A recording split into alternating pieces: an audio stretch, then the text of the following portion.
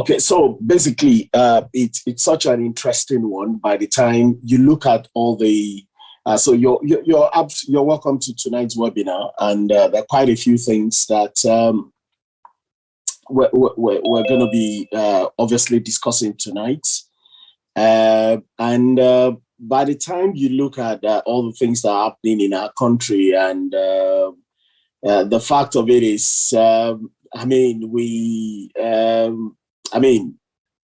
there's quite a lot to talk about.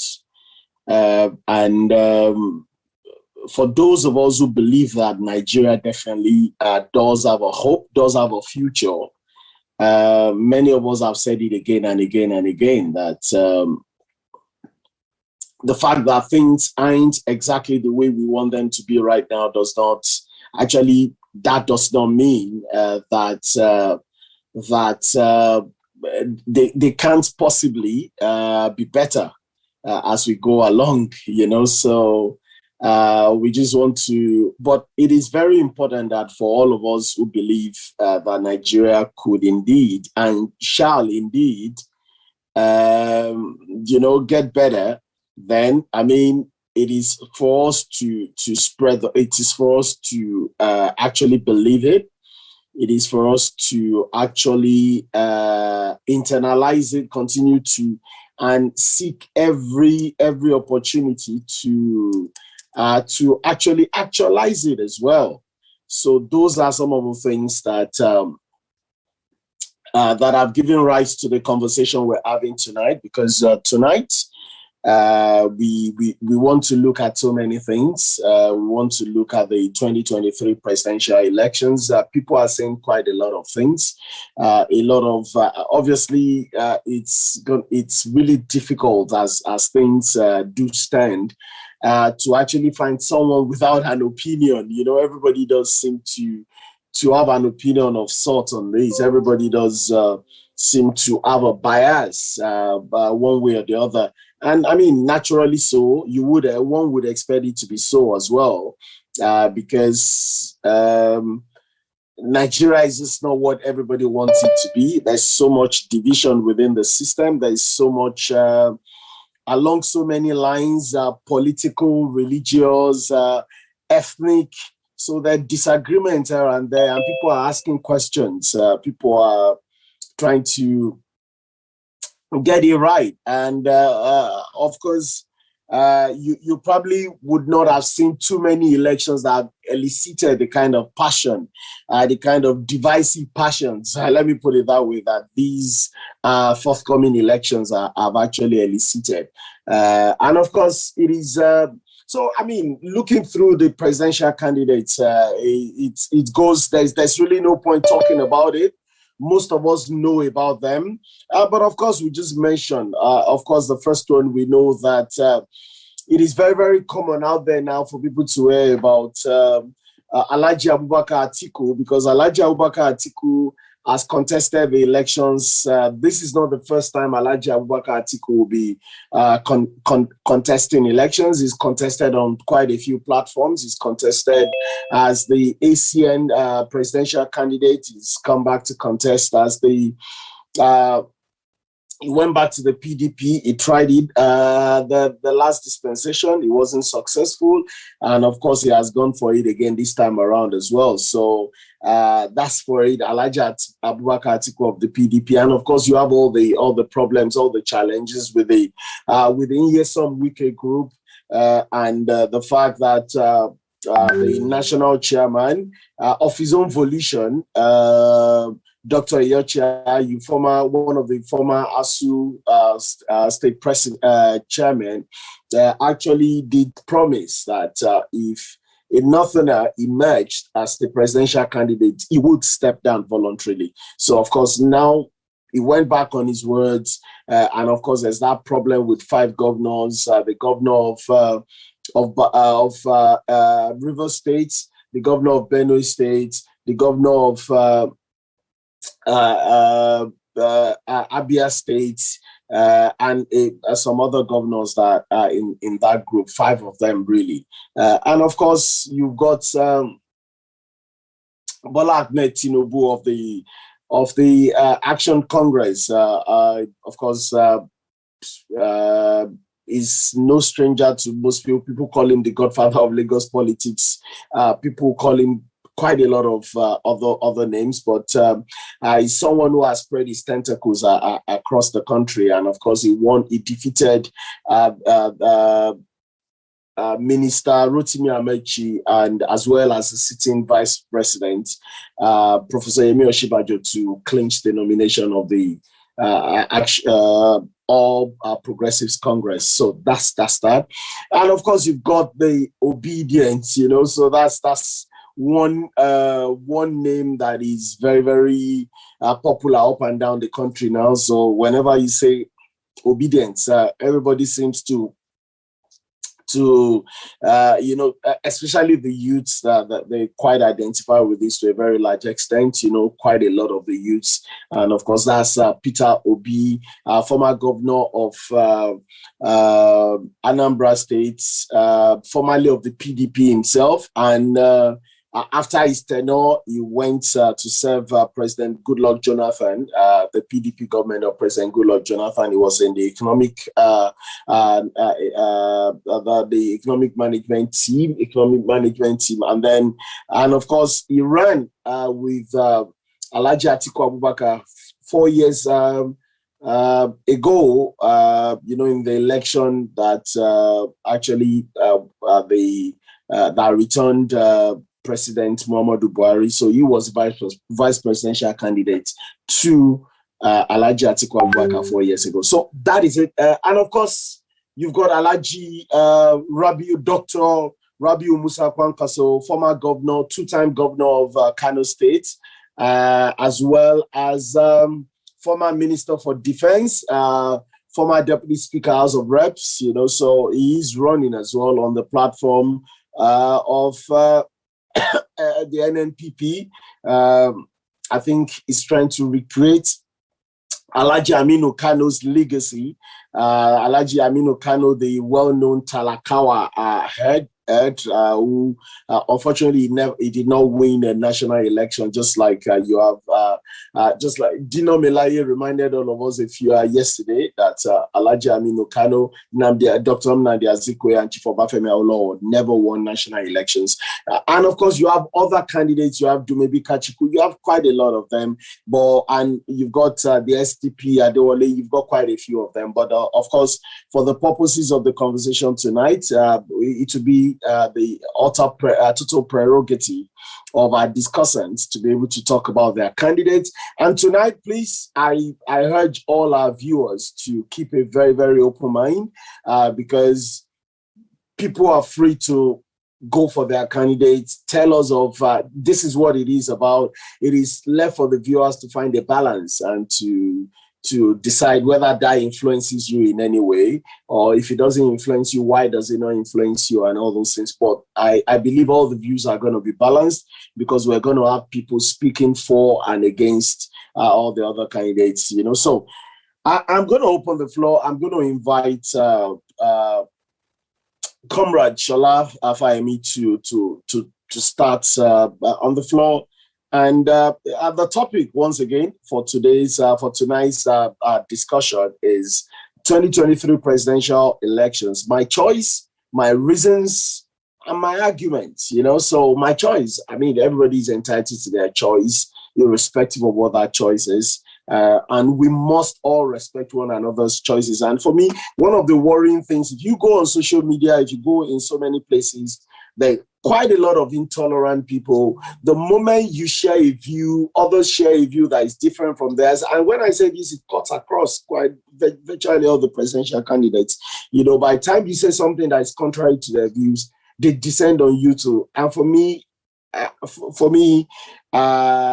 those, I would say those people are even worse than the general, than Vladimir Putin or the others that we're complaining about. So, and like I said, this spreads across all the presidential candidates. So it's not just peculiar to one alone. So I'm just going to open the floor with Comrade Shola Afayemi. Let's hear from you.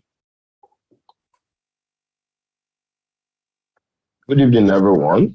Good evening, Mr. Convener, and I want to sincerely appreciate everybody for another in-house webinar, an opportunity for us to hear a view on topical issues, and most especially on our choice, the argument, the reason behind those choices, and most especially, the character of individuals who are just need to govern the affairs of our country.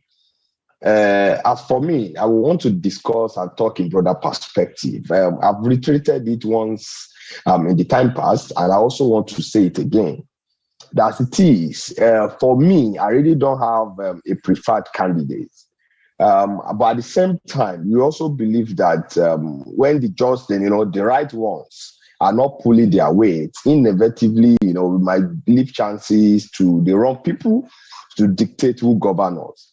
And if I want to go back to the reasons for my decision, over time, I estrayed the candidates, the character, the personality, the moral justification and the moral standing of each and every one of them to want to govern this country. Personally, for me, I'm yet to come to terms. I'm yet to be convinced on each of those characters, their capacity and their tendency to deliver the Nigeria of our dream. And I want to just quickly talk about each and every one of them. For example, let me talk of Peter Obi. I want to start from Peter Obi. Peter Obi is somebody that I so much respect, somebody I like as a person. I like his eloquence, having gone through his record, his antecedent, fantastic. He has done well for himself, which I think he has the moral justification, he has the legal right to want to aspire to be the president of the country. But my question are just very simple. What has changed between the last 4 years and now? What is now making Obi, a saint away from Atiku Abubakar or from Asiwaju Bola Ahmed Tinubu? Obi is the same person who was the running mate to Atiku, 4 years ago. And suddenly, we could also, many of us can also trace it back. And a few years back, Obi was also in PDP. When he observed that and when he saw the handwriting on the wall, that the internal structure and internal, the politics in PDP might not favor him, he eventually now gone from PDP, to clinch the ticket of Labour Party. My question is this: what has made Obi a saint overnight? What we definitely put Obi, to do something differently from those people in PDP or the other aspirants in APC? I'm forgetting that fact that there has been counter reactions to some of his assertions in the time past. Obi is somebody who will tell you, put up some statistics and tell you to verify. Over time, there has been counter reaction. Many people have given some verification to say Obi has lied at one point or the other. There are places where Obi has tried to create a state, a particular state in Nigeria to probably a federation or a continent. There's been so many misconceptions. There have been disjointed statistics that Obi has dished out to the general public. And my question is this: I've not found Obi worthy as a person, to want to be the president of this country. Fine, many people have always been saying that Obi there are very, they are violent, they are repulsive, they are people who don't want to take no for an answer, that so far they are not on their side. We need to understand that governing this nation entails us to respect people's opinion. We as unimagined leaders must understand that people must at every point in time have divergent views, and we cannot have everybody on our side per time. It is our tolerance level, it is our political maturity status that we put off at an advantage to actually say that we have what it takes to govern this nation. If you are beginning to call everybody bad names, if you are beginning to paint everybody black because they are not on our side, invariably it is not showing us a set of people or generations that indeed mature, to take up this nation and to take us to greater heights. Let me now go back to Atiku Abubakar. No, before Atiku, let me go back to Asiwaju Bola Ahmed Tinubu. Asiwaju Bola Ahmed Tinubu as a person, I like his style, I like his person. Considering that fact that he has birthed generations of leaders, there's no doubt about that. We only be lying to ourselves. We are not saying that, okay, from the corridor and the school of thought of Asiwaju, we've had so many leaders who have not only done well for themselves, who have done well for our nation. So you can begin to count them even in the present government, in different, levels, in FRSC, FRS, different, either in private or public sector. But the point you're now beginning to ask ourselves is this. I remember when Baba said that becoming the president of the country is his lifetime ambition. He aimed and he has been aspiring to become the president of the country.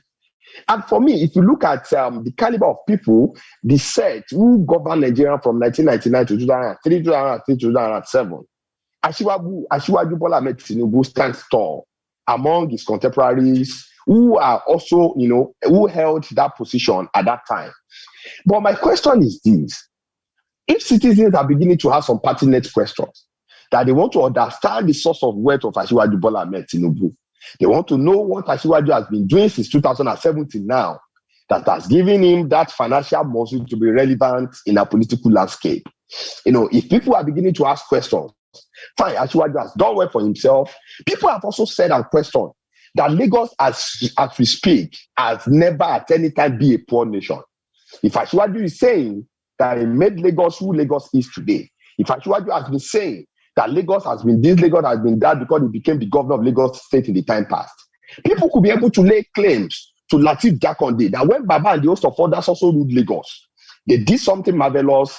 They also, participated and ruled and governed Lagos well to make Lagos what Lagos were at the time they were also they governed that state. That is to point a pointer to the fact that Lagos is the capital hub of Nigeria. And, jokingly, we've said it at several occasions, that if a goat is a governor of Lagos State, it's only if that person does not understand his onions, that person will automatically do well and excel as a governor of Lagos State. Considering the fact that Lagos State has what it takes, to give us the financial resources, to generate money to govern the affairs of that country, and many has also questioned to ask us that considering what people are saying, what Asiwaju have said he has done in Lagos State, with relative to the amount of money that are generated in Lagos State, they also expected him to have done more. They expected him to have done better. And away from that, all of us knew what happened in 2020 during the EndSARS saga. When people asked Asiwaju, they, coincidentally, they emphatically questioned Asiwaju's role in that EndSARS struggle. And we knew what happened when Asiwaju came after a few days to say, I went nowhere, I go nowhere, I'm here. And my son, Sheyi, is at my back. Who people have claimed that Sheyi was kidnapped during that saga. People are now beginning to ask so many questions to even trace the involvement of Sheyi to the lie that was put up at that Lekki toll gate. That they knew, and it was, established, that Sheyi's company was responsible for putting up that light. And as we speak, so many questions are still unanswered to the involvement of Asiwaju and his son, and some of his cronies to what happened in 2020. All these are questions that are expected as sane and vibrant Nigerian youth to be put into our people who are aspiring to become the president of this country. A way to article, which I'm going to come back to Asiwaju Ahmed Tinubu. In an ideal society, PDP does not have the moral justification to say they want to come back and govern the affairs of this country. Considering how they governed us in the last 16 years, and Atiku, either directly or indirectly, has been part of ACN, he has been part of PDP, he has been in so many political parties of this country. The question is this: what will PDP come back to do differently away from what APC has done? And what are they also coming to do to right the wrongs comparing to what they did in the last 16 years? But, in a situation in a country like Nigeria, where we've always been unfortunate to have bad leaders governing us, we have leaders, but we have people with no vision. We have leaders, but we have people that are very selfish. We have leaders, we have people who don't think, beyond their nose. And invariably, because I've come to realize, it's not that they don't know the truth and they don't know the right thing to do, but because of their selfish interests, because of the lack of goodwill, the lack of will to do it, and because of, some certain things that is eating deep into their culture. Those are what has been causing the misgovernance in this country.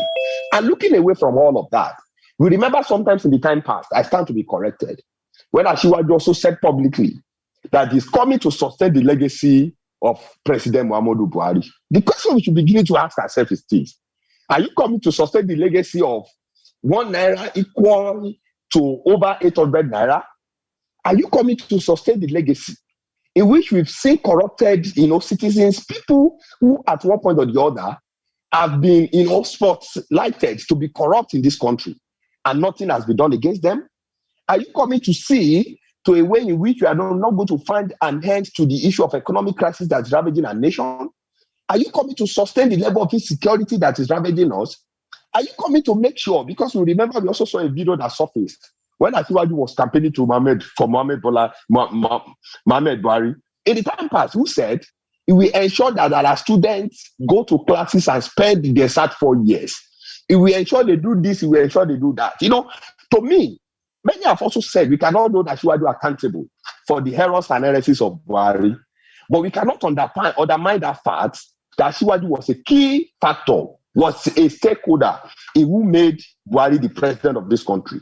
Invariably, we cannot exonerate Asiwaju from the woes that has befallen us as a country, from the economic crisis, from the level of insecurity, from the joblessness, from unemployment, from the decadence in the educational sector, the decadence in the health sector, and so many other, leadership failures that we've experienced in the last 80 years. Oh, you're back now. Oh, we lost you there for the past 30 seconds. So just go on, please, go on. Oh, great. Yes, I was beginning to say that Asiwaju played a very pivotal role in the emergence of Muhammadu Buhari as the president of this country in 2015 and at the same time in 2019. Directly or indirectly, Asiwaju could not be exonerated from the woes and the failures of the present government. And for him to have come out to say he wants to sustain that legacy, to us, I see it's as if something is wrong with Nigerians, something is wrong with us to still say that Asiwaju is the Messiah that can service this country. So that is why, for me, I've illustrated the character, I've illustrated the personality of the three, top aspirants that are aspiring, that I just need to become the president of this country. I've not found anyone worthy. Either in character, I've not found worthy, either in self-will, and I've not found them worthy in the cycle of people surrounding them, that indeed they have the genuineness of interest, they have what it takes, and to actually take Nigeria to greater heights. That is just my holistic approach about them. I will come back later to also give my perception and to also continue this conversation. But invariably, and with the overview of the three aspirants, those are my take and those are my thoughts about them. Thank you very much once again, Mr. Convener. Okay, thank you so much. Now, we've had Comrade Shalafa playing politics there. It's just gone very, in fact, it's actually worse than PDP and APC combined, because he's ended saying everything without picking one. Can you, I know you said you've not found any one of them worthy, but the task before us in 2023 is that we must select one, irrespective of how we think about them. So if today were to be the election day, February 2023, who would you pick? Yes, thank you very much, Mr. Convener. You're beginning to put me in a very tight corner. Even that part that I said, I don't want to pick any of them. My vote is minute, but at the same time, it's critical because I'm a citizen who has the full rights to dictate and to select who I want as the president of the country. I will also still push these questions to the citizens. If citizens don't want their children to continue to stay at home for over 8 months, they should know who to vote for as the president of this country. If you don't want the brain drain in our health and educational sector, I think the ball is in our court to go for a right person. If you want to reduce the level at which our citizens are japping, in the history of this country, it is alarming. The level of the health workers that have migrated this country in the last 10 years, in the last 10 months, are over people that have migrated this country in the last 20 years. And if you see the APC apologies, they will come out to say, since time immemorial, people have been leaving this country.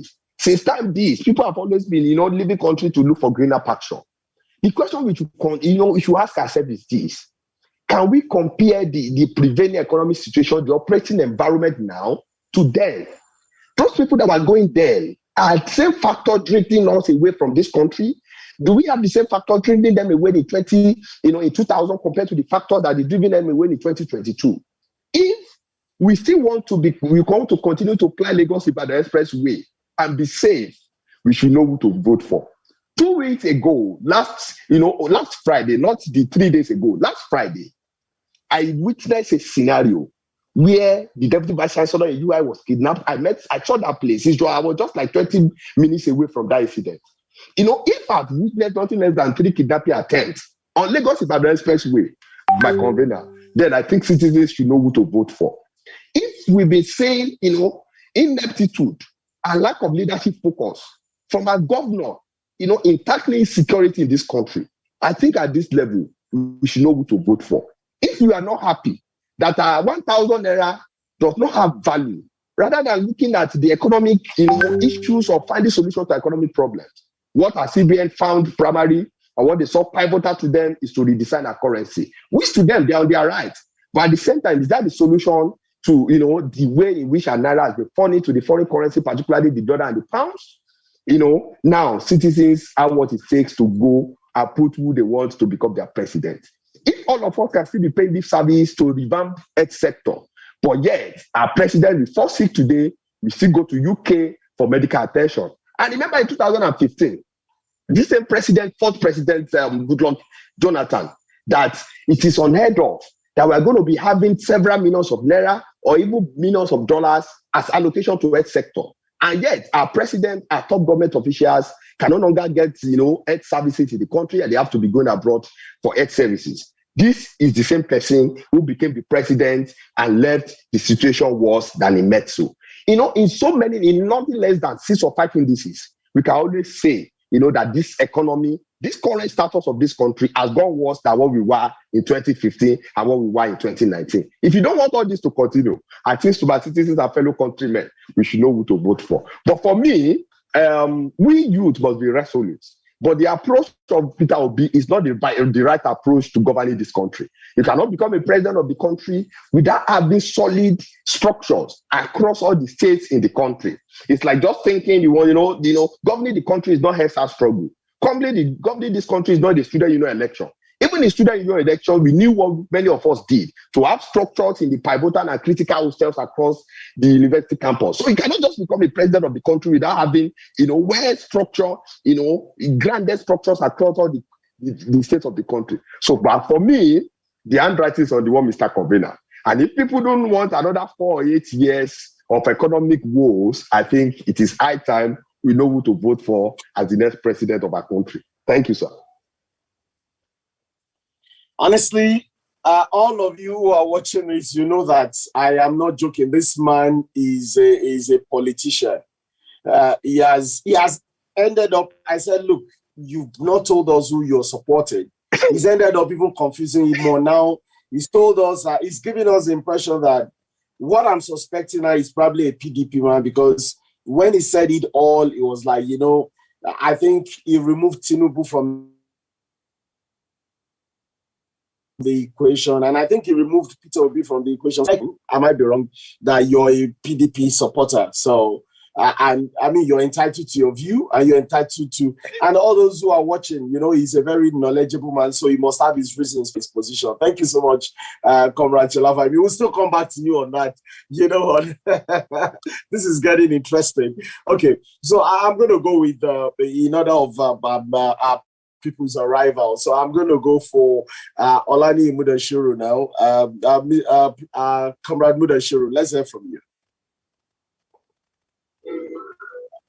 Good evening, everyone. I trust that the day is going on well.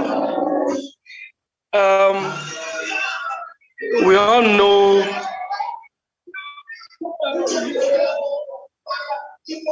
the point we are in this nation, and we're in the election period. The presidential election holds next year, February.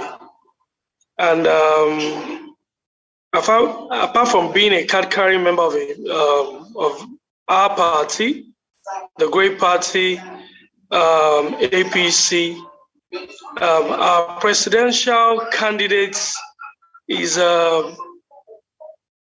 first amongst equal in the person of Asiwaju Bola Ahmed Tinubu, the Jagaban Bogu. Looking at his track record, its antecedent of what he's been able to do,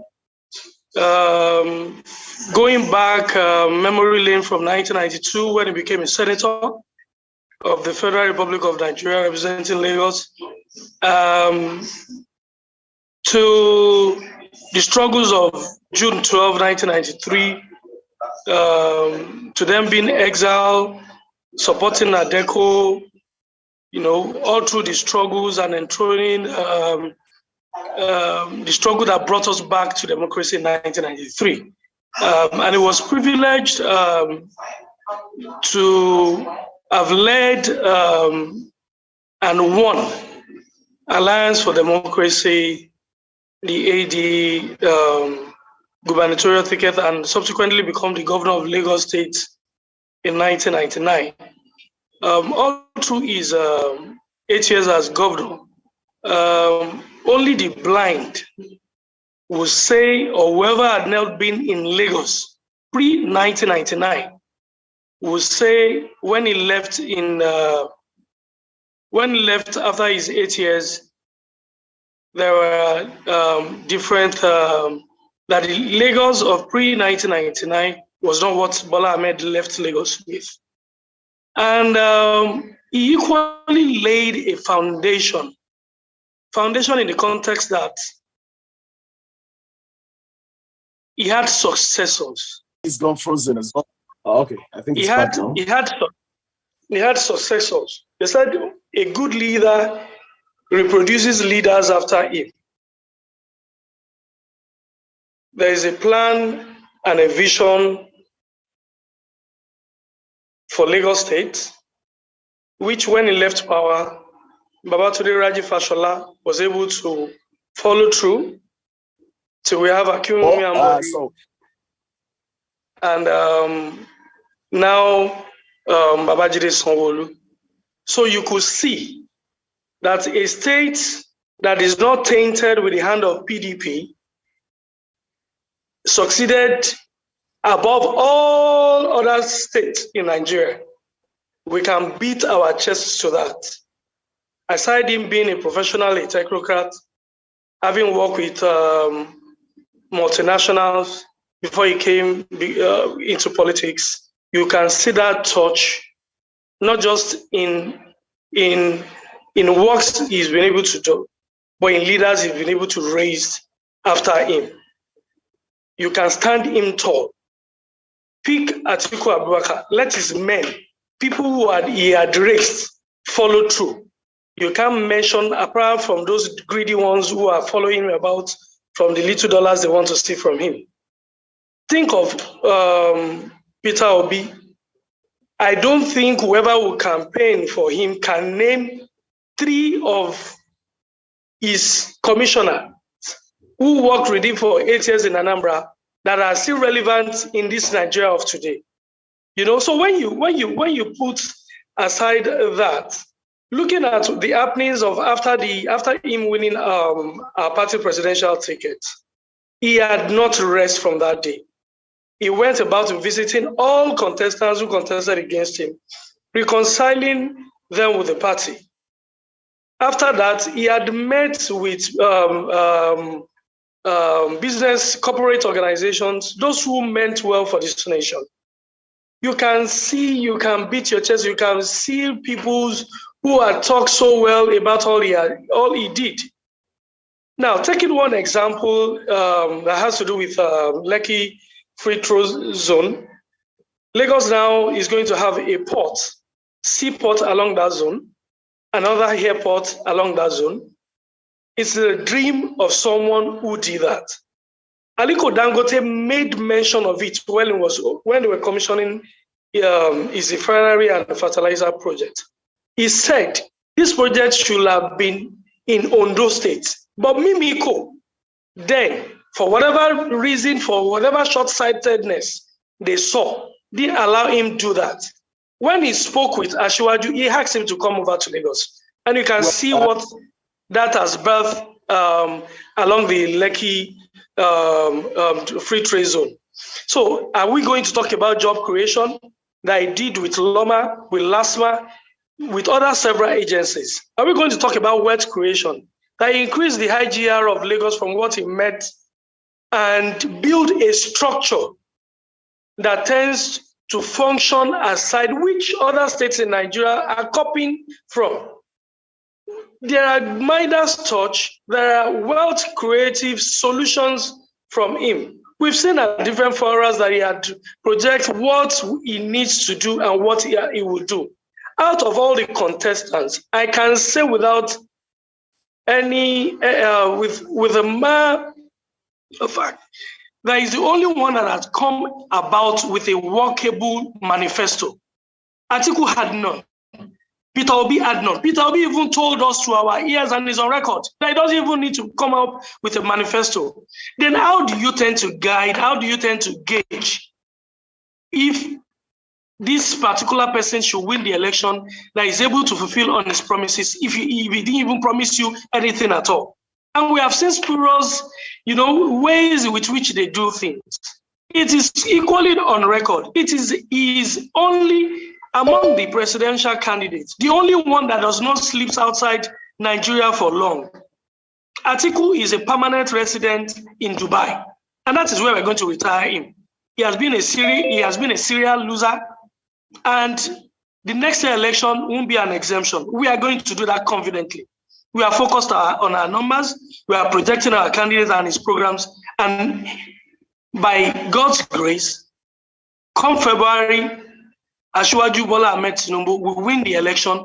Come May 29, he will be sworn in as president of this great nation and commander-in-chief of the Federal Republic of Nigeria. Thank you. Oh my God, thank you so much. Now you said something. I'm just going to quickly take you up on that before you go. You said, there are two things you said that I want to ask you. Number one, you said Atiku Abubakar is a permanent resident of Dubai. He's permanently resident in Dubai, but the last I checked, he's in Nigeria. He's been in Nigeria for quite a while. So is that not a bit verging on, maybe maligning his character just for political advantage? No. He's on excursion. Okay. Okay, and then number two, you say your candidates, you are on, in fact, you said it with such assurance that your candidate will win. You have the numbers. Where did you get the numbers from? How did you come about that numbers? How did you come about the numbers, I mean? Okay, now let me start from the first question you said. We all know, and it's on record, that Atiku stays in Dubai. Now he's on excursion. He's in Nigeria. He went on excursion to the US as well. So when he's done with all those excursions, he'll go back home. And home is Dubai. Now, to the second question you made mention of, that about the numbers. We all know INEC already gave us the list and the total numbers of registered voters. Now people who come on social media to make noise, people who have a PVC, and not just having the PVC, that they will go out on the election date to vote. Elections are not won on social media, and I don't think INEC is even ready to post any polling unit on Facebook or Twitter or in Instagram. As we speak, we have a total number of 179,000, a little bit close to 180,000 polling units across this country. If we tend to look at the figures that were released, Lagos tops. I think Lagos comes with the highest number of total registered voters. When I say we have our numbers, is because we know. You understand? Going by the 6 regions, the southeast is the least. Comes back. The southeast is the least. Where you have, so we know when I say we know our figures, we know where we are working at, we know what we are working on, and we know where our elections will be delivered. According to the Constitution, when you have the minimum requirements across the 86 states, we are going to have that, and we are still going to have the highest number of votes to be cast for. So we are so confident of it. We are not sitting down, we are working. It's a day-to-day thing, it's a door-to-door thing. And come February next year, we will be delivering and we will be electing Asiwaju Bola Ahmed Tinubu as the President of the Federal Republic of Nigeria and the Commander-in-Chief of this great nation. Thank you, sir.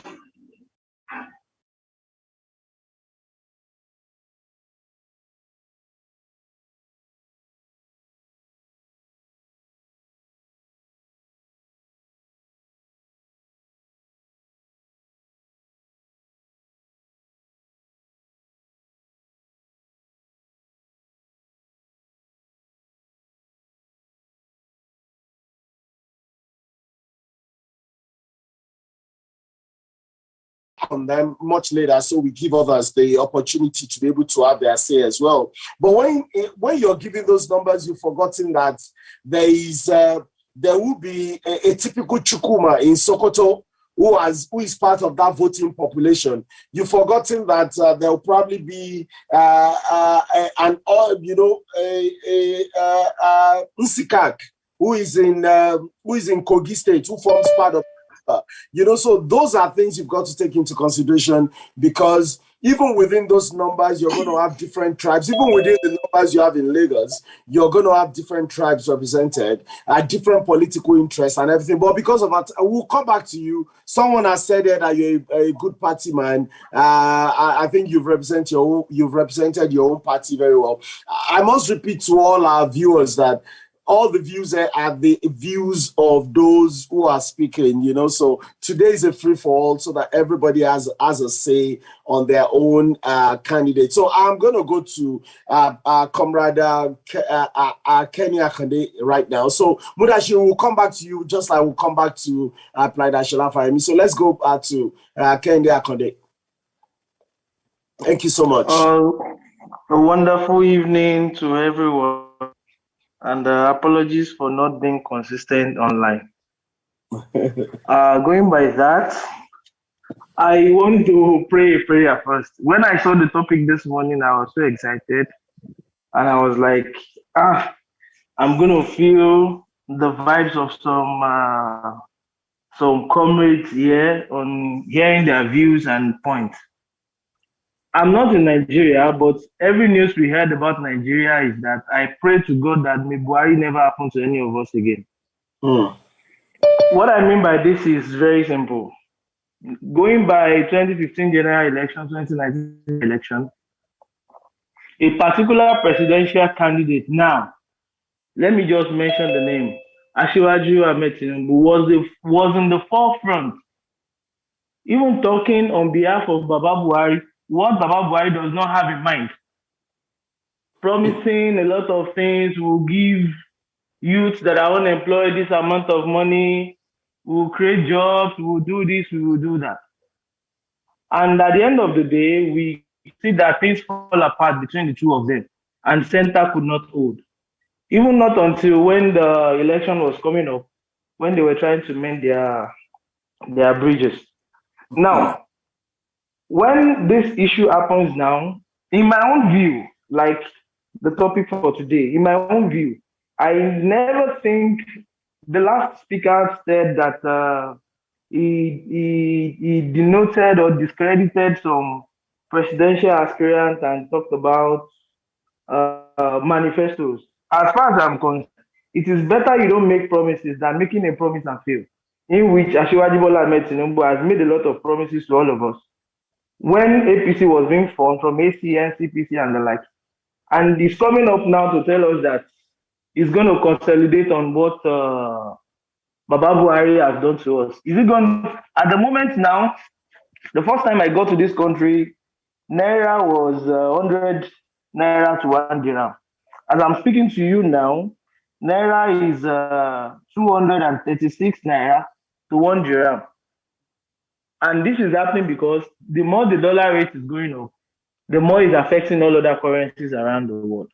And if we are to put this kind of the same set of people, the governors in APC and everybody that are still living at the moment, we don't know who is going to pass on. God should just spare our life beyond that moment. Are still those people that will be in power. They are still the same people that will form the government. They are still the same people that will tell the citizens, this is what Baba Tinubu said. We don't mean that again. This is now our manifesto to us. One vanguard, one grassroots organization that put up this thing. They are the ones that said this. They are the ones that said that. As far as I'm concerned, to my own knowledge and basic understanding, Asiwaju Bola Ahmed Tinubu is a no for me. APC is a no for me. Moving forward, People's Democratic Party, they ruled the country since the year 2000, and by the grace of God, even when they lost the election, some of them were able to come online and apologize that they have failed, in which what makes a man honorable is when you have failed and you realize you have failed and you can apologize to people that we have failed. We have failed you all in totality and in entirety, and we are ready to make amends. Which I think for a very good human being, a sane human being, you can give a second thought. Like our God is a God of second chance as well.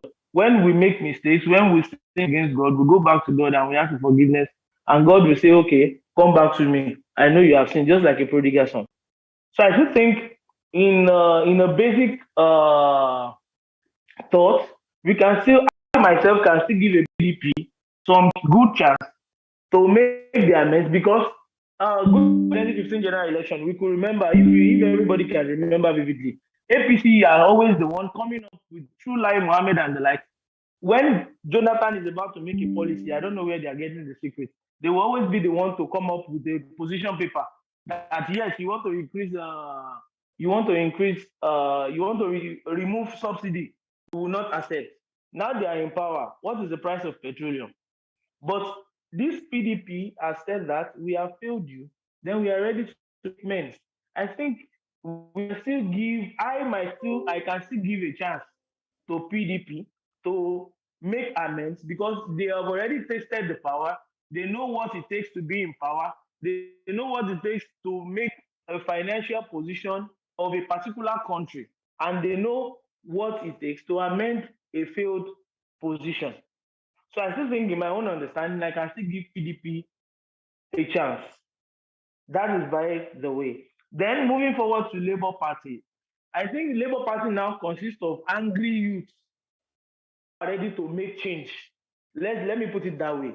It's not that these youths are politicians. Many of those in Labour Party that are frontiers of that particular organizations now, many of them are not politicians. They have never been a card-carrying member of any political party, but they have a good notion in mind that if this particular man, Peter Obi, although Peter Obi too has his flops, in which I think a leader should not be a kind of person that should be talking too much. When you are talking too much, you lose the grips of some facts in your mouth because you want to entice people with the words of your mouth. So I think in my own final position at the moment now, I found that we as a youth should put our destiny in our own hands. If this man, Peter Obi, is the one that wants to, he says he wants to save us, although he has not come up with a position paper or a manifesto, I will still give him 100% vote if I'm in position to vote come 2023 without mixing words. Thank you and God bless. Thank you so much. I mean, this you kept it. I think you kept your own version simpler in such a way. I think you were probably avoiding me in such a way that I wouldn't be able to hook you the way I've hooked the previous two speakers. But of course, you did say something. You said PDP, they've learned their lessons. Just because they've apologized, that does it for you. They've apologized. That means they're now good. You know, so their sins are washed away. You know, so and you're ready to give them a chance. Those are the views of PLIDE Kenny. Thank you so much, Kenny Akode. And you know, you mentioned that thing about the exchange rates, you know, to the dirham and everything. And of course, those who are migrating to the United Arab Emirates for work, you know, a lot of people have been saying perhaps, I mean, those are arguments we've read on the pages of newspapers, that perhaps that would reduce the rate of Nigerians, the rate of Nigerians go to the United Arab Emirates to spend, you know, just to, you know, to buy luxury things. But you know what, look, those are within the realms of conjecture. You know, they're neither here nor there anyway. So thank you so much for that. It's been such a fantastic one from you. Right now, I'm going to go to who came in with Redmi Note 11. Whoever is using that, can you unmute? You're the next in terms of coming in. Redmi Note 11. Very, very quickly because of our time. Okay, I'm just going to go straight to PLIDE. Comrade Sheyi Oban, straight away. Let's hear from you. All right. Good evening, convener. Good evening, everyone there present. I've listened to, I've just come into the platform and I've listened to the latter part of the previous speaker, the earlier speaker. That's, I think, Mr. Mudashiru, then applied that Ken, my very good brother. As much as I would not want us to be emotional while we discuss Nigerian politics, and in particular, the 2023 election, vis-a-vis the dramatis personnel, I would just want to say that we continue to make that mistake, that error of thinking Nigeria runs on a democratic party ideology or structure. It's just a mistake of thought. When people say, I forgive PDP, when people say, I'm not supporting APC, or when people say the people in Labour Party, there are no parties in Nigeria. The only reason why you have such nomenclatures is because the Constitution says you must run on the structure of a political establishment. If you remove that, you will just discover that basically there is no reason why there is APC or where there is PDP. Go and check from 1999 in this current democratic dispensation in Nigeria. You've seen people from what you call the APC to PDP. So we are rotating and talking still about the same people. So where would that ideology come from?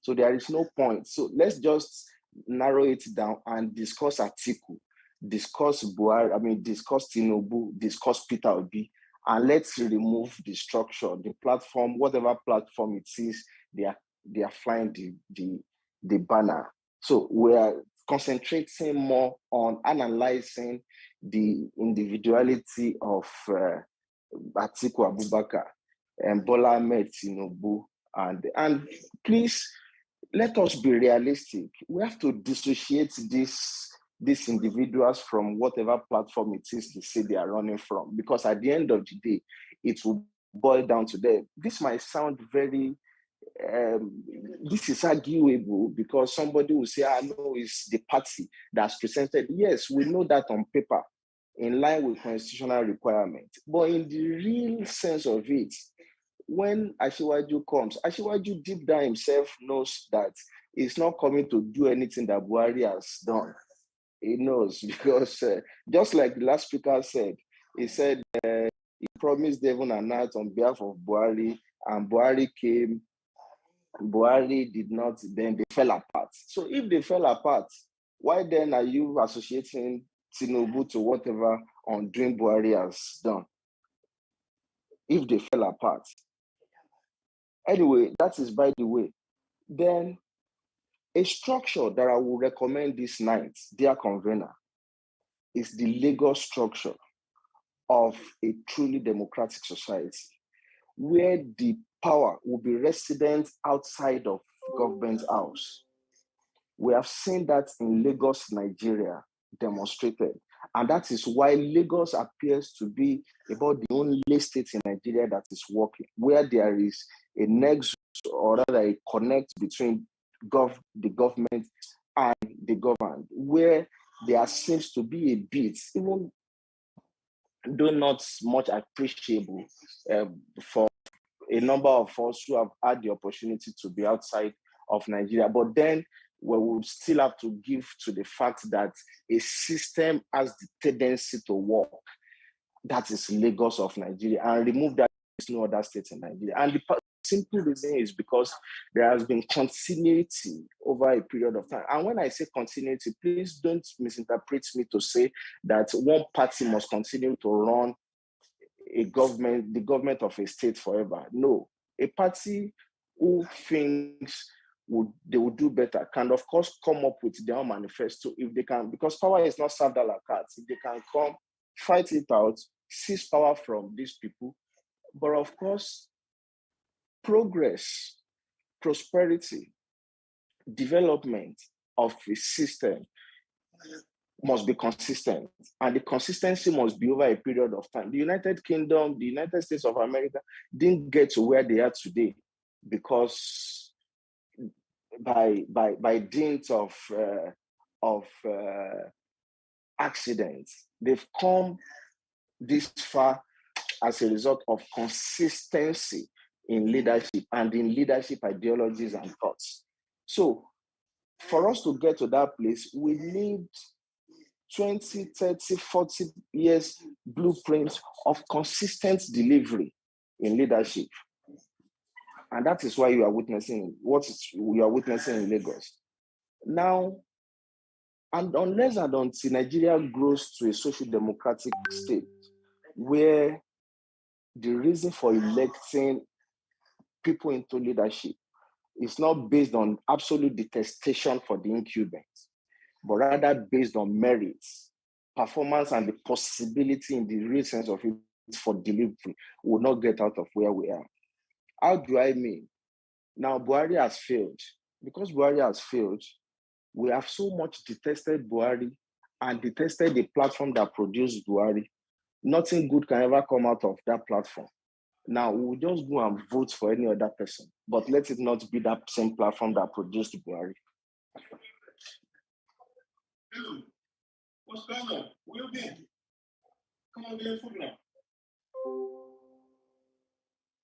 Okay, fantastic. I think it got disconnected there. I mean, this is, if you're not finding this interesting, I already we're seeing different viewpoints, and this is the beauty of it. Everyone who is watching us, at least you know that this is just plain, this is what it is. This is not choreographed. People are expressing their views. So you've had someone whom we all suspect is a PDP supporter, but who did not come clean. We had, and someone who declared ab initio that is a party, a card-carrying member of the APC. You've had another person who says, well, who you kind of suspect that he does not support the APC, but suspects candidate Tinubu. So I'm sure we're going to hear obedient people, we're going to hear different people tonight, and then it's your pick at the end of the day.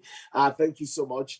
I'm just going to go to, at this point, I'm going to go to Oluem. Oluem, yeah, Oluem, let's hear from you.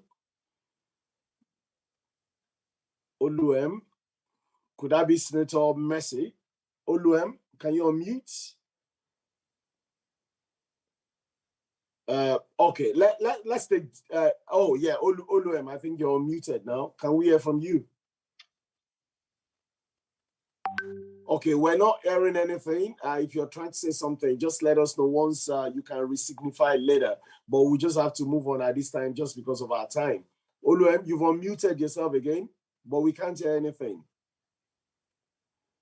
Okay, so we'll just move on. Let's call D1. D1, let us take you at this point. D1. Good evening, the convener. Good evening, everyone on the call. I've not made up my mind yet on who I'm going to be voting for come February 2023. But as it were, I have my turn-offs concerning some candidates and their decisions and all that. So maybe I'm going to express that. And of course, you can't separate a man from his, as much as people tend to shy away from it, the action, the following action tends to reinforce it more. I remember before now, people have been talking about,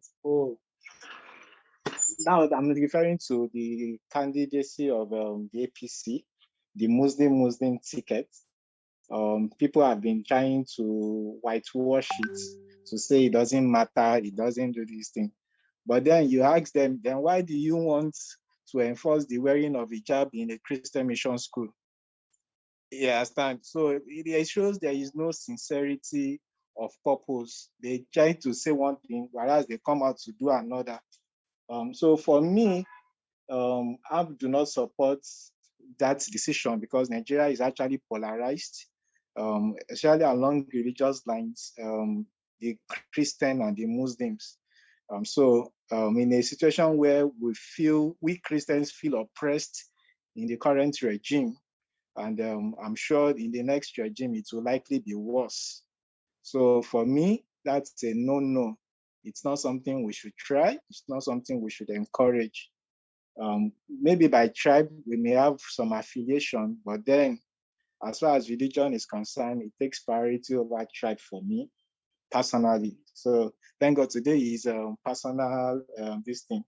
So that's it about that. So the next candidate, the PDP, well, I can only wish them all the best. I know, I feel strongly that he's likely going to be the spoiler in this election because the South will be divided along the obedience and the bats.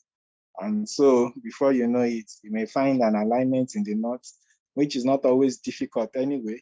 It is this same religious this thing that they would use. How do I mean?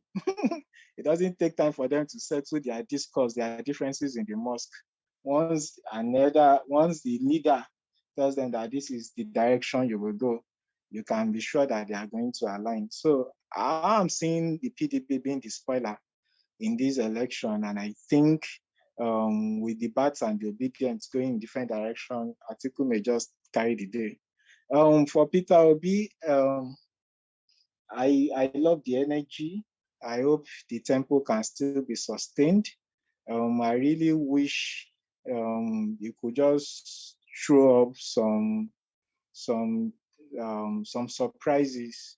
In as much as I want to believe that is backed up by the foreign by the foreign this thing, irrespective of how they try to sugarcoat it and make it look as if they are not interested. We all know they are interested in the Nigeria politics and especially in our economy, because that is how they have their own economy sustained. So for that, I think he's getting a lot of backup. Probably the youths would actually get their hearts together. Of course, by now the youths are already being because politics is about interest. Everybody's shouting for one party because there is something to gain. So let nobody come to tell us story that they are doing this for our purpose. Everybody is doing it for his own pocket. So that's it. So for me, I'm just still looking. I just want to wish him all the best. I think we should try a new person. But the question is, who is he going to work with? Who are the people that will be in the House of Rep? Who are the people that will be in the Senate and all that? So it's really difficult. I'm not expecting him to make any magic, but I'm just trusting God that come 2023, the will of God for the nation Nigeria will come to pass. And that's to tell you that my affiliation more, it's I'm towing the line of religion now. I'm a Christian, and I'm proud of that. And I just pray that God intervenes in the destiny of Nigeria. Thank you. Okay, there you have it. Another politician, another person who's trying to place, I believe. But of course, I've not made up my mind, and that's the truth. when we do weigh these back and forth, it does appear that you are an obedient, more or less.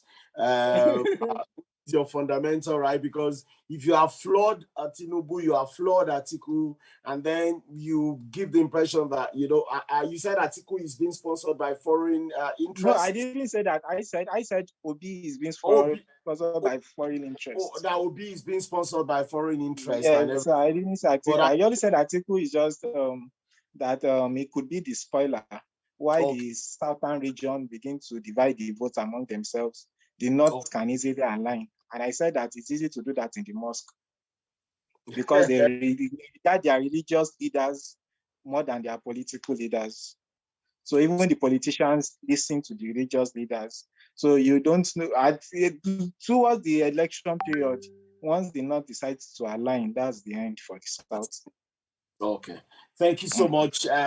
So from the, in the days when we're in secondary school or primary school, you have people debating, and at the end of the day, they'll go like, at times, if you're not, if you keep your ears open very, very well, you hear things like, I hope I've been able to, I hope I've been able to confuse you and not to I hope I've convince been you. able to confuse and not confuse you. And you go like, what are you I saying? don't I intend hope to I've been able convince you. I want to and not confuse you tonight. You've actually confused us more tonight, but thank you so much for expressing your views. You had very, very strong views there about how Nigeria is. And of course, you made your views very, very clear about the Muslim ticket. You are totally against it. Thank you so much, Olada. We'll still come to you at the end of the day. So let's go on. We're going to call Prince Oji now. Redmi Note, we don't know who that is. I've called that person before. I've called Oluem before. None of them is, so we need to move on. Prince Oji Ogochukwu Austin. Oh.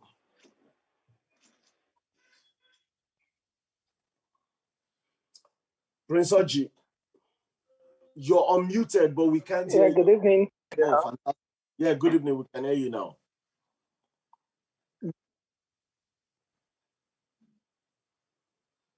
I think your network is very bad. We heard you for a while, for just a few seconds there, but we can't hear you anymore.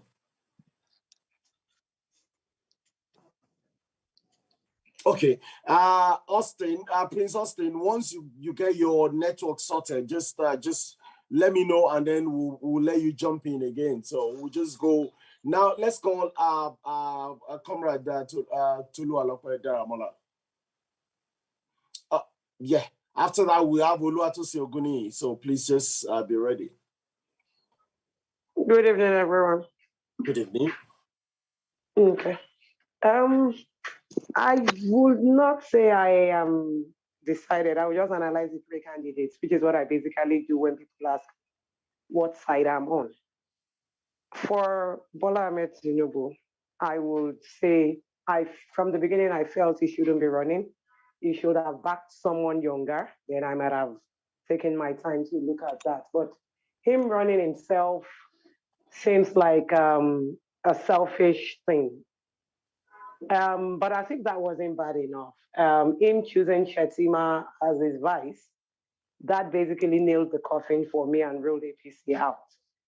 A lot of us who seem not to support him often say, if PYO had been the candidates that won, APC might have been the party we would all be considering. But having somebody like Tinubu, whom we feel should have sat back as an elder statesman, which he has been over the years, running as a candidate in the face of so many other young people he could have put forward, basically made me, I'm not sure. Now, finally, picking Shetima as a vice is another thing. This is Shetima that has always been an advocate of amnesty for Boko Haram. He's one of those that has been linked to funding without any proof. I would mention the fact that there has been no proof per se, but his name has been mentioned with Boko Haram in ways that are not exactly pure. And to that extent, I'm not looking at that place. Again, as a party, APC, the ruling party, has been more of, it's more like they've been more into promoting anti-Christian moves, despite the saying that they are not anti-Christian. But a lot of the things happening in the North, and a lot of the statements, a lot of the actions taken by the federal government, which is an APC-led government, makes me as a Christian very uncomfortable with the party before you even move to the candidacy. So that kind of stuff. With Atiku, I don't think I really have much of a problem beyond mentioning that, okay, while he was vice, I look at the things that he would claim to have been his milestones. They were not things I really agreed with. The privatization thing is not really my thing. The bulky civil service is issued while he was in custom. All those things make Atiku, he has never been my favorite candidate. But then when it's Nigerian election, we're always choosing between the deep sea and the ocean. So it's not like we really have that much of a choice. Now, a lot of people will say that position makes me an obedient. I also refute that. Obi did not really do anything in Anambra. The only thing you can really point to Obi for was the fact that there is record proving that he did not approve a lot of projects because he claimed they were overbloated. Now, while that is something worth looking at, yeah, they were overbloated, he insisted on not approving them because of that, fine and good. Also, a lot of things they could have done, which I felt he did not do as governor. It's not enough to say you were saving money. Record shows that he was also taking loans. So if you were saving money, why were you taking loans? It will put this down to our laws and our system, which for me, it is worth looking at, but it doesn't exactly exonerate him of a lot of other issues. So I tell people, Obi might be our best. You know, like if we're looking for something different, Obi is coming across as something different, but Obi is not a saint. So again, it's a case of you're choosing between the two best devils, or like the three best devils. At the end of the day, none of the candidates are exactly what we need. None of the candidates are exactly what I think we need at this time as a country. But then when you put down the three of them, it almost looks like there's no choice. Because if you ask me, I'm going to basically give you the negatives of everyone. And then at the end of the day, who do I want to choose? I've always said it. I still don't know who I'm going to say, oh, this is the best candidate. All three of them are fishy. All three of them have records that are questionable. And so, honestly, this boils down to a mini, mo situation for me. I can't really pin down one candidate and say, this is the savior we are looking for. None of them qualifies, not even Peter Obi. Peter Obi just happens to be, he has the youth thing working for him. He has the East thing, you know, non-Northern thing working for him. But then he also went and picked Dati as a vice, who has been anti-gay for a long time. And the gay issues in Nigeria, whether we like it or not, they're also there. So I don't know. I don't think we have a choice yet. We just pray and do the mini, mo when the election comes around. Thank you. Oh my God. There goes another politician who basically, however, who basically tore three candidates to pieces and still, but we've got to choose, you know, all of us must have a vote. And of course, you did say that three, but we don't have three candidates. We've got Kwankwaso, we've got others as well, many other candidates as well, who equally, they would say to you, they stand a chance. So, yeah, go on. They don't, you see, and, it's not and that also, we have other candidates. Yeah, because but at the end of the day, yeah, go on. At the end of the day, when Obi came on, the issue was that he did not have a structure. The only thing he really had was the following. The other candidates don't even have the following. Okay. So, you believe the other three candidates, the other candidates, 70, 18, 20, or whatever number they had, none of them has a following apart from. At the end of the day, let me tell you what I believe happens with the Nigerian political parties. We have so many parties. So at the end of the game, they're all going to come and say, all my followers vote for this person. All my followers go with this person. At the end of the day, that's what happens. So all those ones are basically what I call fillers. They come in, they run to build a following, and then they sell their following to somebody else at the last minute. That's the way I see those other candidates. They are not even drawing a following for themselves. They are following, you will see their followers talking, and they will still be supporting the top 3, 4 candidates. So they're not there they're not there to win. Okay, thank you so much. And of course, you mentioned you didn't really say. Of course, you said Obi does not really have antecedents to campaign with or to campaign on, depending on how you look at it. And but of course, you complained about the vice presidential candidate of the APC. But when it came to it was curious when it came to the vice presidential candidate of the Labour Party, Dati. What you complained about was his attitude to gay people. What is his attitude? What is it that you disagree with? You said his attitude to gay people. That was in the past, he had actually mentioned his position on the gay issues. So he what had recommended. So can you let us know what exactly? Nigeria is multi-religious. The fact that gay has been criminalized in Nigeria is actually a tribal religious issue. Whether we like it or not, we have cross-dressers, we have gays in Nigeria. And if we think the next thing to do to them is to basically take them to the slaughterhouse, I find that very wrong. Why do we have a problem addressing issues as they are? If you think the gay issue is a medical issue, address it as such. If you think it's a mental issue, address it as such. Don't just come and say because somebody's opinion differs from yours, you want them dead. Tolu, because of our time, what we're trying to do here, everybody is everyone. Well, you can see that my moderation is different tonight. Yeah, I am not pushing it. I'm not pushing any opinion on anything. So this is not my normal type. Tonight is political. Everybody's saying their thing. I ask questions and then we move on. But you've accused this man of this, and it's about being specific. No, he said it publicly. What exactly are you against? What did he say? And what it's about? You just in about 1 minute, just be specific. What did he say that you are against? That his position on gay is that they should be. They should be executed or something like that. They should be. He had an extreme recommendation for gays, which I felt was too extreme. That shows intolerance, in my opinion. Okay. Thank you so much. At least there's clarity there, so that those who are listening, they know what it is you're accusing the man of, and what is your own position on that. So you've stated what you're accusing him of, and you've also stated your own position. Thank you so much. Thank you, Tolu. Because of our time, we'll still be coming back to you because we'll still give everybody a minute each before we end it. Let's go to Jeremiah Oguni. Then after that, we'll take Prince Oji again if his network is okay. Okay. Good evening, everyone. Good evening. Yes. I sincerely don't really have anything to say concerning this matter. Yeah, sincerely.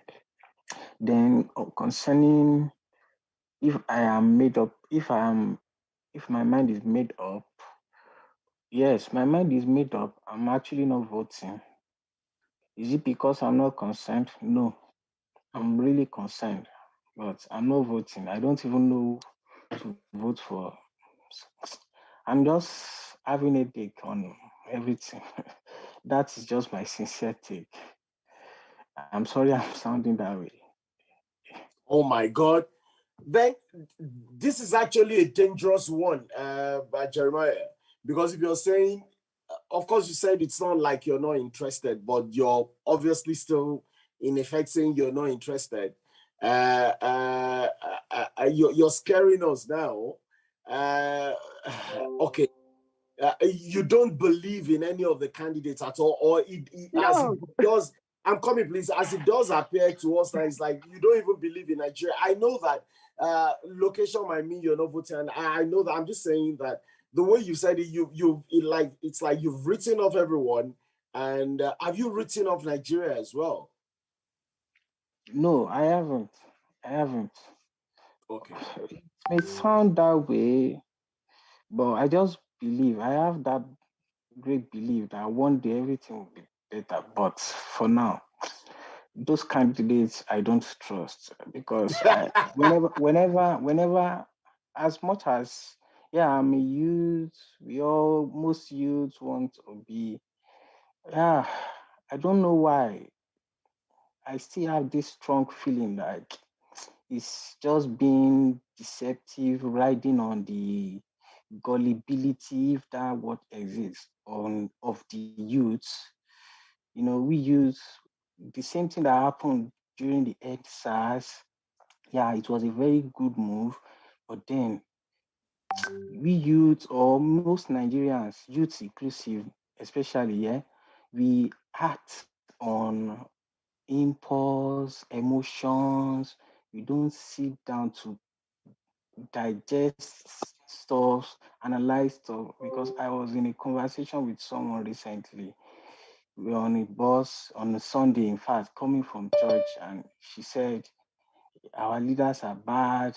blah, blah, blah. Look at what Wike did in River State, took all the land from people saying it's for the government. How about that it affected her parents?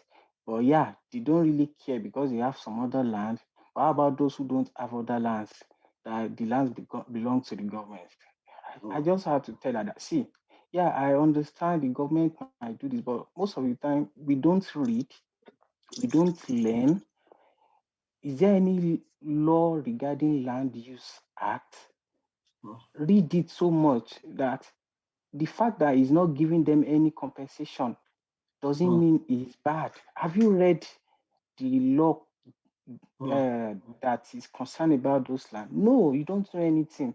So don't just judge them that they are bad. So a lot of things we do to judge, as long as maybe it's affecting us directly. Your dad that took that land might not have really read, done his assignment well before taking that land. So he said, though they gave compensation to some other people. So a lot of things. So I just have that feeling. I'm feeling that aura coming from Obi, like he's just taking advantage of the youth. That yeah, I know they want something new, they want someone younger also. That is why I feel I'm not just that's just it. But I believe one day Nigeria will be better. That's why I said it's giving me a lot of headache. I know a lot of youths just following the crowd. Obi is young, is new. Have you really sat down to think? Have you analyzed stuff? No. That's just my take. Thank you so much. That's a big relief, at least to know that it's not like you've lost hope in the Nigerian project, So thank you so much. I really appreciate it. And so what you've said in effect is you would have supported Obi, but somehow you have this suspicion at the somewhere there that there's something that is being deceptive, and also you don't even believe in any of the candidates. Thank you so much. Tolu, I know you wanted to say something, but there's still one or two people that haven't said anything yet. We still have PLIDE Lukman. We've still got Prince Ojiostin. We've got Oluem. If we can get them to, if their connections are okay now, and we've got PLIDE Lukman. So Prince Ojiostin, let's hear you out. Good evening, the convener and everybody in the house. Good evening. Yeah, I guess I will just hit the ground running regarding the three presidential candidates. In as much as we have many of them, like 19, but we still narrowed it down to 3, knowing fully well that the other ones are just there for the sake of being called a presidential candidate. That's, to me, that's what I feel. Analyzing the 3, fine, I'm not going to sit on the fence. I will surely vote for one, which is Peter Obi. To me, he is not a saint, but looking at the top 3, I feel I have to go for the lesser evil. That's my own decision to go for the lesser evil, because looking at it, I don't see myself having a northerner in the helms of affairs for the next 4-8 years again, having gone through one northerner, being at the helm of affairs and looking at how the whole thing were bastardized. That's talking of the person of Atiku. So in as much as he picked somebody from the South, Ifeanyi Okowa, it doesn't still appeal to my emotion. As far as I'm concerned, he has not done enough to show us that, yes, he can actually unify the country.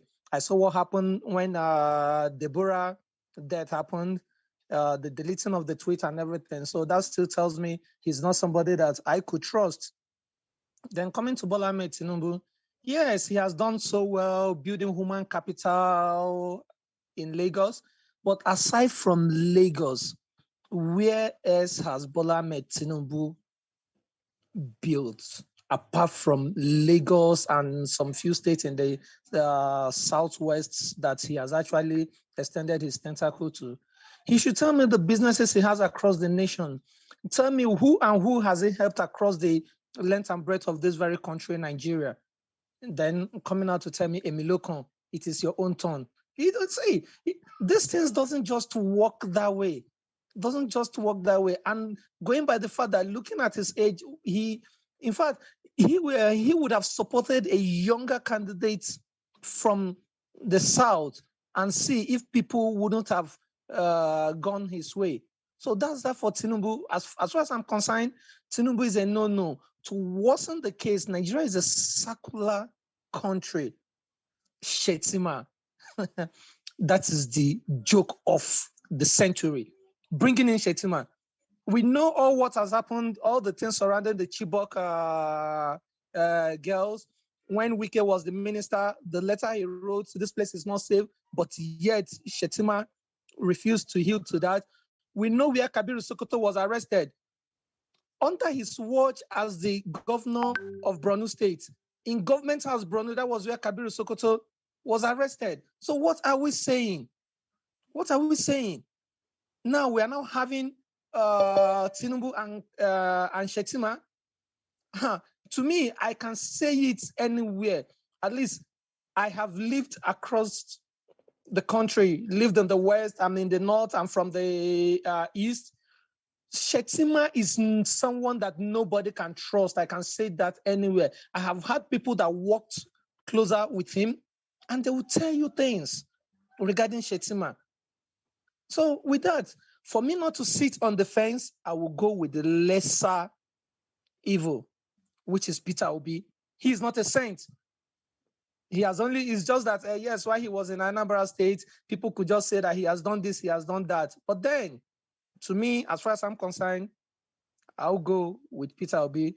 Tinubu is a no-no for me. Atiku, the person that cannot unify his party, is also a no-no for me. That is my point tonight. Thank you so much, Prince Oji. At least I have another person who is not who is not being diplomatic with their choice. Now, I mean, it's just pretty much straightforward. The kind of things you said. You said Atiku cannot unite his party. Tinubu hasn't done much outside of his own, and that in addition, you also said, of course, you made the issue of the Muslim ticket as well as the vice presidential candidate and all is, all the things that happened with the Chibok and all those things. So are you saying for a fact, because these are things that have been said and written and denied several times, by people. Are you saying definitely that you believe that Kashim Shetima, actually, planned all of the, whatever it is called, drama, everything about the Chibok girls? Now, my comment, I'm not saying he planned it. What I'm saying is this: under his watch, maybe. Come again? Are you saying he planned it, or he was part of the plan, or something, or he knew about it? He was somehow complicit in it.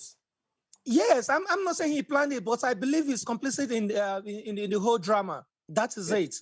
Okay. He is. Yes. Okay. He is, yes.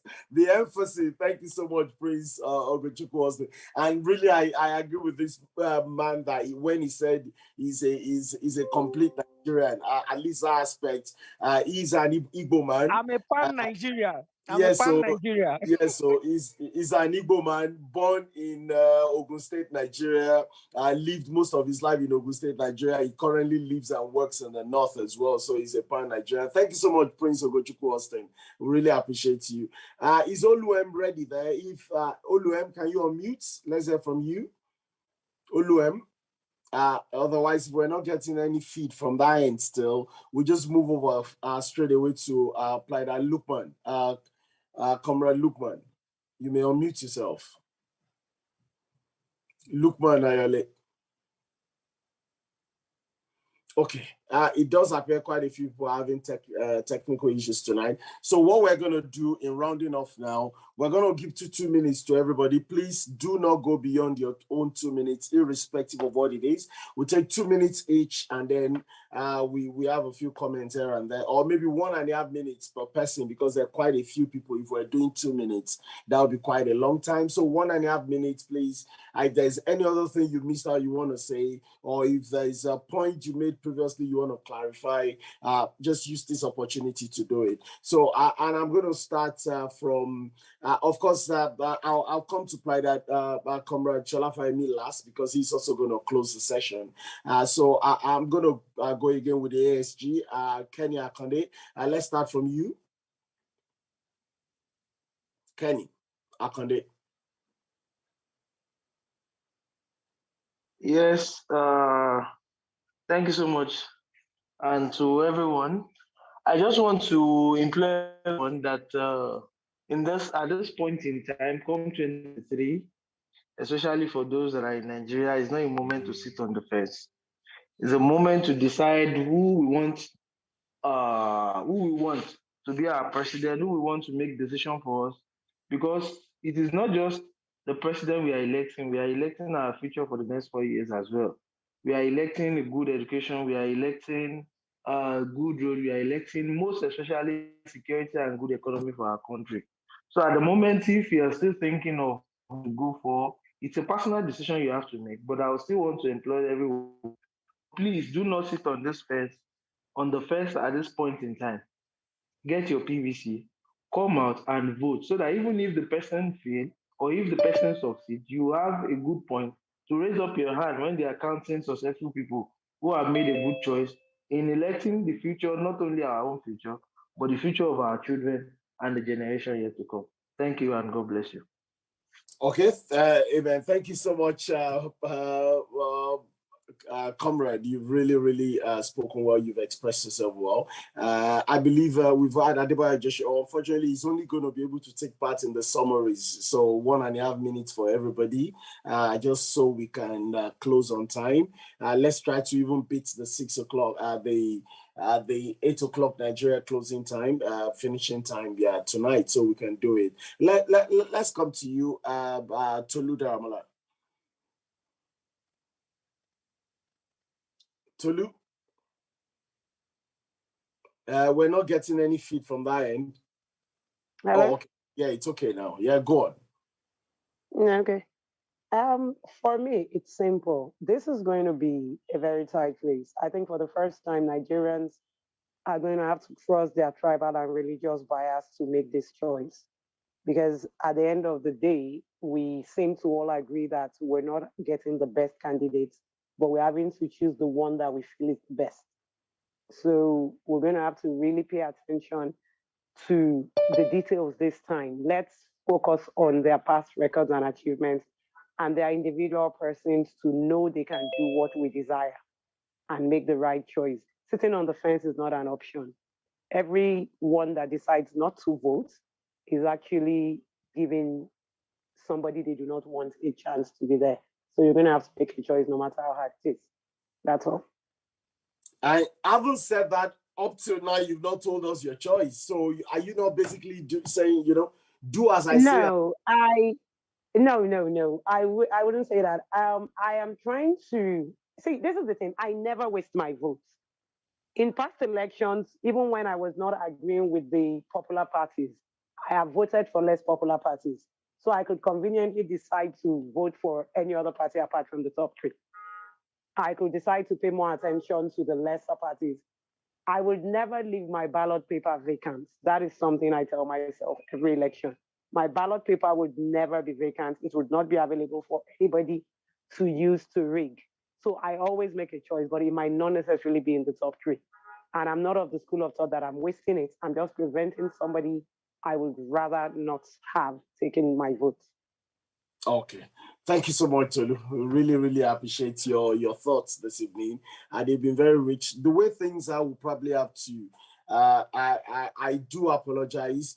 I know many of you would have loved to say a lot more, but obviously we've got to condense everything into 2 hours, you know, so I have to apologize. Maybe we might make room next week. We'll discuss that and let everybody know, maybe if we're able to juggle things around, because we've got a very busy calendar for the next 6 weeks.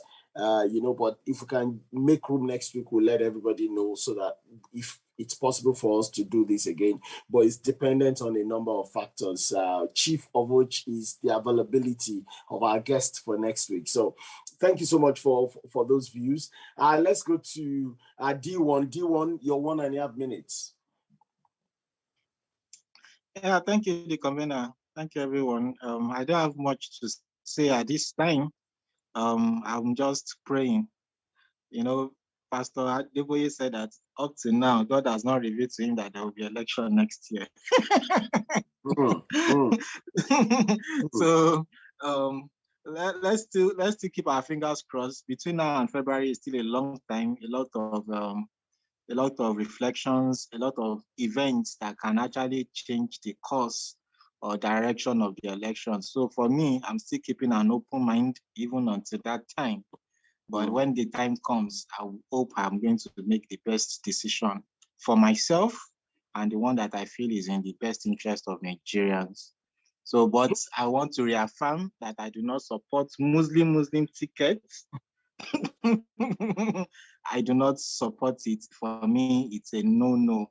It's a precedent that should not be allowed to be established. Not now, not in the future. And as much as possible, I hope that the people who determines affairs, you know, because whether we like it or not, there are people that people listen to. There are people that, because really elections, especially in this part, the south part, where I find myself, most of the time they rely on whatever the traditional ruler tells them to do. In fact, in some instances, the ballot boxes are even in the palace. Wow, in the south. So wow. you can really imagine. So I just hope that when that time comes, all of these people would actually direct their people, because it depends on what, if the governor says, I'm not coming to your region, I'm not bringing any development, you know, you are at the mercy of such people. So really our politics is still very, very, it's not yet matured. So for that, certain decisions needs to be thought over before being taken. So I just hope when that time comes, God will just help for us to make the right decision. Thank you very much, sir. Thank you so much. I mean, I just add that we thought it was those in the northern region that are very much beholden to the traditional rulers in terms of when it comes to voting and everything. But you've just revealed today that in some palaces in the south, those are where the ballot boxes are. Thank you for that. I believe that will be useful intel for a party agent somewhere, you know, something to think about. And it's useful intel for INEC as well, you know, to think about, and all those who monitor the elections. Thank you so much for that. I think we should be able to do this again next week so that we can have, because quite a lot of that, there's too much, and we've only scratched the surface, just, you know, just a little. So let's go to you, Jeremiah Oguni. Let's have your own closing thoughts. After that, Jeremiah, let's have you 1.5 minutes. Okay, yeah. So my closing thoughts might be a little bit different from what we've been talking about.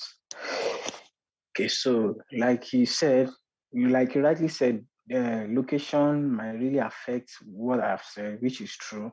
And then since I got to this place, I've always been so weak whenever I think about Nigeria.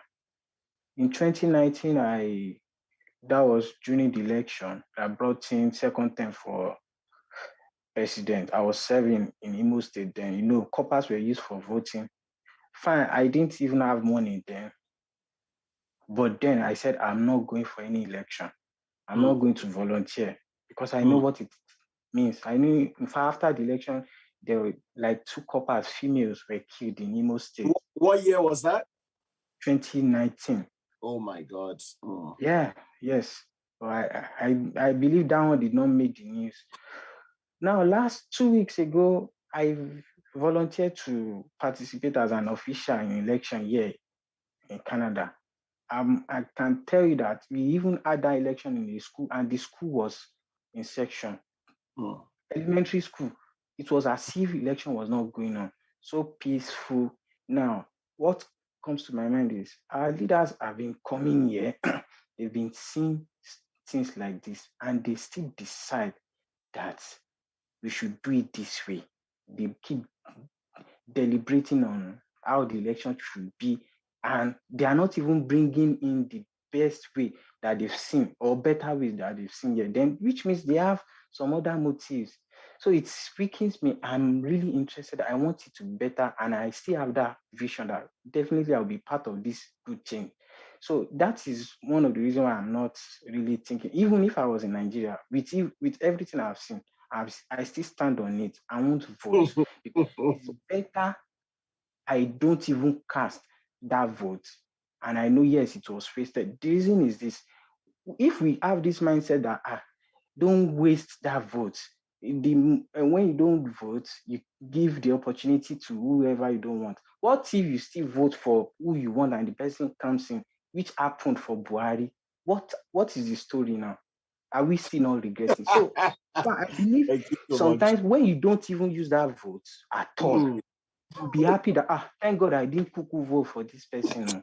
That is the reason. So don't let us always force in my opinion, don't force yourself to do something, or because you're trying to avoid something else, then you do something that later you still regret it.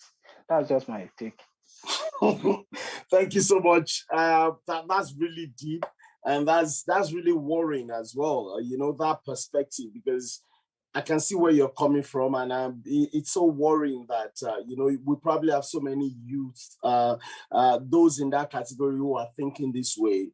But one thing you need to know is those who have held the land under the jackboot, who have enslaved the land. That is actually the feeling they want the populace to have. The feeling of what. It's not even important voting. I'm not going to get involved because that is what continues to sustain their hegemony.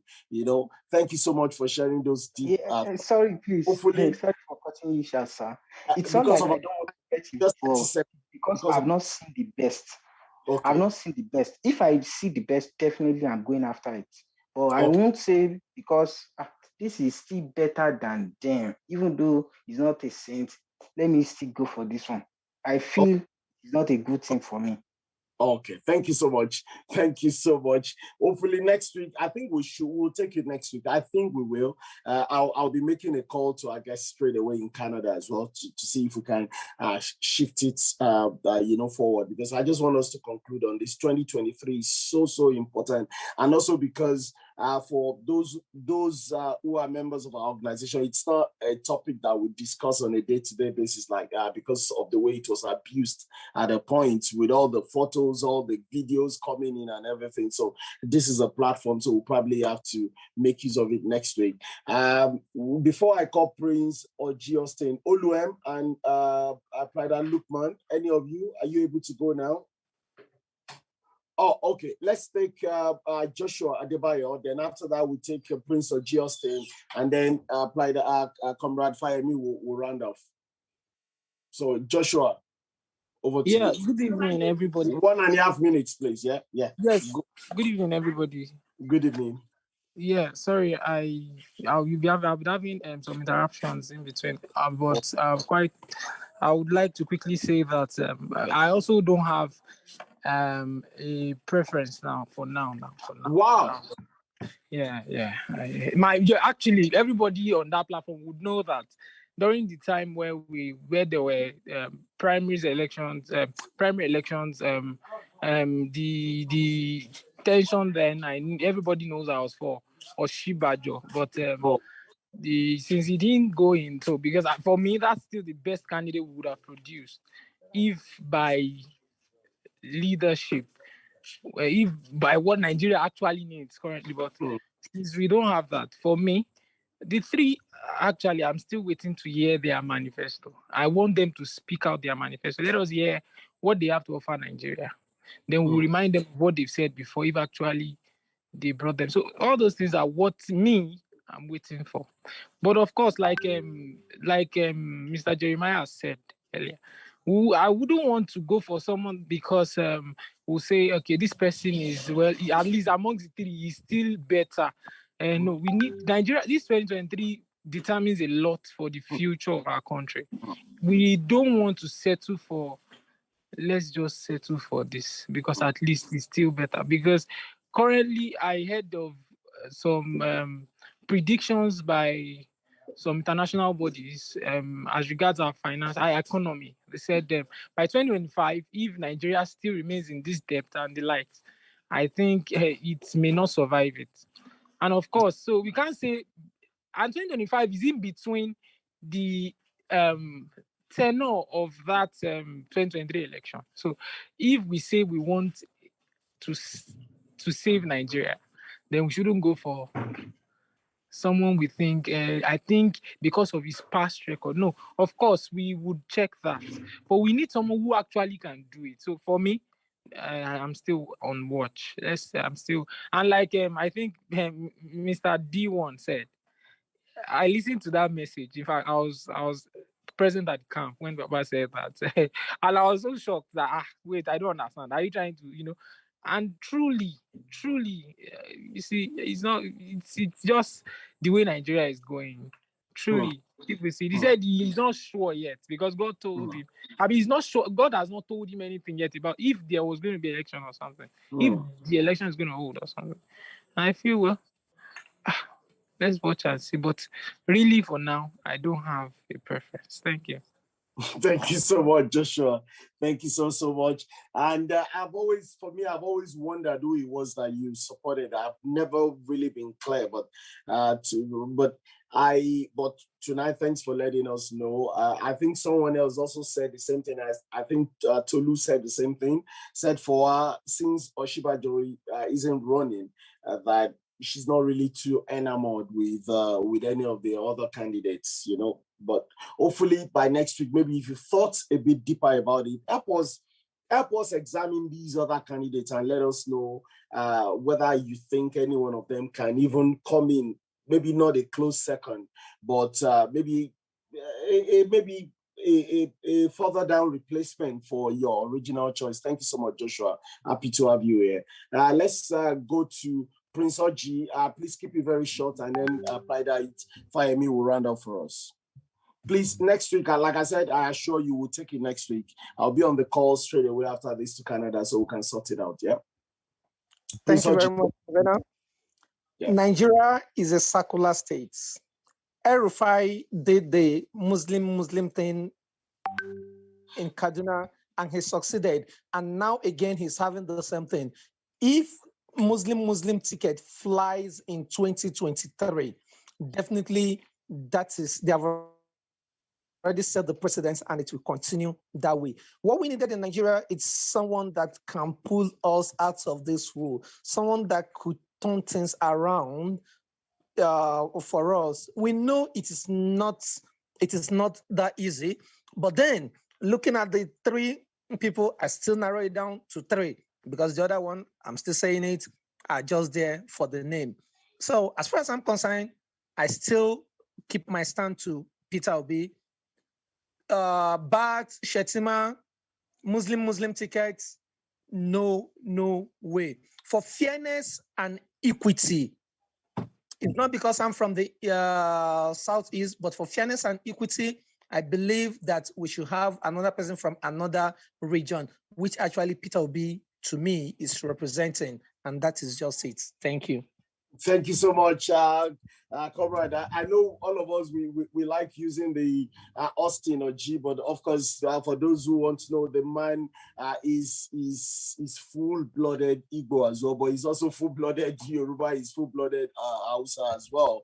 He's Prince Austin Ogochukwu Oji. Thank you so much, Prince Austin. I believe I've covered everyone, except those who are having, because of their technical issues, have not been able to say anything. So over to you, PLIDE Shalafa. I mean, the next 3 minutes or thereabout, please share your thoughts, close the webinar for us. Yes, thank you very much, Mr. Convener. I want to appreciate everybody once again for the participation at tonight's webinar. Like I said previously, tonight's topic is critical to our success as a nation, and we cannot shy away from our civic responsibility as citizens. But like I previously explained, the character, the capacity, the body language, and the will of the 3 top presidential aspirants, I still need to say that over and over again. For Peter Obi, what has made Obi different from being the vice president to Atiku in the last 4 years? What has made Obi different from being the same person who he was when he was in PDP? And for Asiwaju Bola Ahmed Tinubu, for me, I'm yet to still be convinced that Asiwaju can do anything differently from what Buhari is doing. If Asiwaju has said publicly that he's going to sustain the legacy of Buhari, are we going to sustain the legacy of our students staying at home for more than 6-7 months? Are we going to sustain the legacy of disgruntled economic policies? Are we going to sustain the legacy of a brain drain in the educational and health sector? Are we going to sustain the legacy of insecurity across the length and breadth of the country and the division that has ravaged our nation? All these are issues. But for Atiku, well, for me, he does not also have the moral justification and local standing. Having been in different political parties over time, because it's still the same person, it's like having the wolf in different skin. But at the same time, looking at where we were in 2015, compared to the decadence that has been witnessed in our national polity in 2022, I think we just need to go away from APC as a party because there's no way we can differentiate the party from the candidate. The candidate are flying under a political party and they're staying under electoral hat. So we need to look away from APC and look at a PDP and Labour Party. But at the same time, Labour Party need to get it more grounded. Elections cannot be won in the country without having structures across the length and breadth of the country. This is not today, election. This is an election that we must go with a determined mind so as to get power from people who have misruled us in the last decades that we've experienced a political, structure in this country. So for me, the gate is open. The decision for the Nigerians to be able to have a U-turn from the economic crisis, from a bad leadership, from insecurity, from, so many other issues and the failures that have been with us by the bad leadership experience in this country. I pray and I know Nigeria is going to get better and we're going to get it right in 2023. Thank you everyone for joining us once again and I wish you all a very glorious week. Thank you. Thank you everyone. Bye for now.